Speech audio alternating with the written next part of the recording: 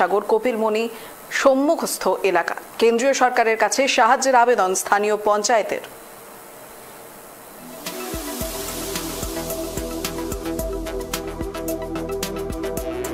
এবং তার সামনে গঙ্গাসাগর মেলা চত্বরে এক মাসে তৃতীয়বারের ভাঙন দেখা দিল ফের।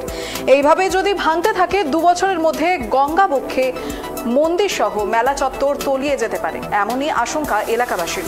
তৃণমূলের স্থানীয় পঞ্চায়েতের উপপ্রধান জানিয়েছেন, রাজ্য সরকারের তরফ থেকে একটা মাস্টার প্ল্যান তৈরি হয়েছে, তবে যেভাবে ভাঙছে শুধু রাজ্যের একার পক্ষে তা রোধ করা সম্ভব নয়। কেন্দ্রের সাহায্য অবশ্যই দরকার। কেন্দ্র যদি না করে তাহলে আগামী দিন জলের তলায় তলিয়ে যাবে কপিলমুনির মন্দির। বিরোধী বিজেপির পক্ষ থেকেও জানানো হয়েছে, রাজ্যের দ্বিচারিতা বন্ধ হোক মেলার স্বার্থে, মন্দিরের স্বার্থে। কারণ গঙ্গাসাগর যখনই প্রশাসনিক বৈঠক করেন মুখ্যমন্ত্রী তার দলের ক্যাডারদের নিয়ে করেন, কেন্দ্র কোনো প্রতিনিধি দলকে আমন্ত্রণ জানায় না। এমনকি কেন্দ্রীয় সরকারের শাসক দলের কোনো প্রতিনিধিদের ডাকা হয় না। এই দ্বিচারিতা বন্ধ করে একজোট হয়ে গঙ্গাসাগরকে বাঁচানোর উদ্যোগ নিলে রোধ করা সম্ভব হবে বলেই দাবি বিরোধীদের।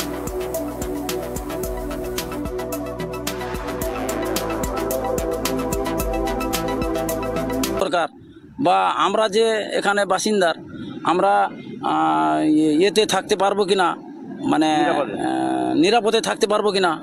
বাবা কপিলমুনির দ্বারায় মোটা বর্তমান বেঁচে আছি, তার মধ্যে এই যে এত হাজার হাজার মানুষে এই বাঁধগুলো থাকবে কিনা, বা ঢালাই রাস্তা বা ত্রিপলা লাইটে যা জড়িত সালে সরকার একদম পুরো নিখোঁজ শেষ হয়ে যাচ্ছে।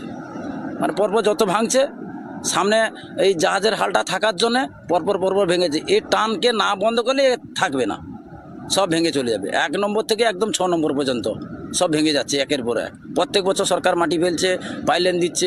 দেখা দিয়েছে যেটা প্রাচীনতম ঐতিহ্য কপিলমুনি, সেই কপিলমুনির মন্দির ইতিপূর্বেই 3টি মন্দির জলের তলায়, এবং যেটা বর্তমানে যেখানে গঙ্গাসাগর মেলা হয় সেই অবস্থায় দাঁড়িয়ে সেই মন্দিরটি কিন্তু আর 2-1 বছরের মধ্যেই জলের তলায় চলে যাবে।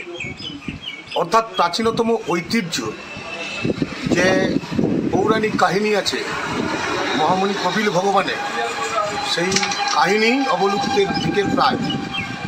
এই মুহূর্তে রাজ্য সরকার বারবার চেষ্টা করছেন, কিন্তু কোনোভাবে তাকে আটকানো সম্ভব হচ্ছে না। প্রচুর অর্থ ব্যয়ের দরকার। সেখানে কেন্দ্রীয় সরকারকে এই প্রাচীনতম যে ধর্মীয় পীঠস্থান গঙ্গাসাগর কপিলমুনির আশ্রম, সেই ধর্মীয় পীঠস্থান গঙ্গাসাগর মেলা গ্রাউন্ডকে রক্ষা করার জন্যে কেন্দ্রের সরকারকে দায়িত্ব নিতে হবে, মাস্টার প্ল্যান তৈরি করতে হবে। এছাড়া আর দ্বিতীয় কোনো রাস্তা নেই। এখন ভাঙনটা কোন জায়গায় বরাবর দেখা যাচ্ছে? 1 নম্বর থেকে 5 নম্বর পর্যন্ত যে রোড ছিল সেই রোডটা জলের তলায় চলে গেছে। এর পরিকল্পনা অনুযায়ী কি করব? পরিকল্পনা মাস্টার প্ল্যান ছাড়া আর কোনো উপায় নেই। কেন্দ্র সরকারকে একে দায়িত্ব নিয়ে দীঘার হাতলে এটাকে আটকাতে হবে। যখন ব্যর্থ হয় তাদের দুর্বলতার ধামাচাপা দেওয়ার জন্য এরা কেন্দ্রীয় বঞ্চনার অভিযোগ তোলেন। যখন গঙ্গাসাগর মেলার আগে প্রশাসনিক বৈঠক হয় বা মুখ্যমন্ত্রী মমতা বন্দ্যোপাধ্যায় সাগরে গিয়ে যখন প্রশাসনিক বৈঠক করেন, তখন তো কই মনে হয় না কেন্দ্রীয় কোনো প্রতিনিধি দলকে এই বৈঠকে আমন্ত্রণ জানায়। এটা মুখ্যমন্ত্রীর মমতা বন্দ্যোপাধ্যায়ের দ্বিচারিতা। এটা সিপিএমের আমল থেকে মুখ্যমন্ত্রী মমতা বন্দ্যোপাধ্যায় করে আসছেন। আগে এই দ্বিচারিতা বন্ধ করুন। আর আমরা ভারতীয় জনতা পার্টির প্রতিনিধি হিসাবে আমরা কেন বিরোধিতা করব? আমরাও চাই যে সাগরদ্বীপের গঙ্গাসাগর মেলাকে জাতীয় মেলা হিসেবে ঘোষণা করা হোক। মুখ্যমন্ত্রী মমতা বন্দ্যোপাধ্যায়ের নির্দেশে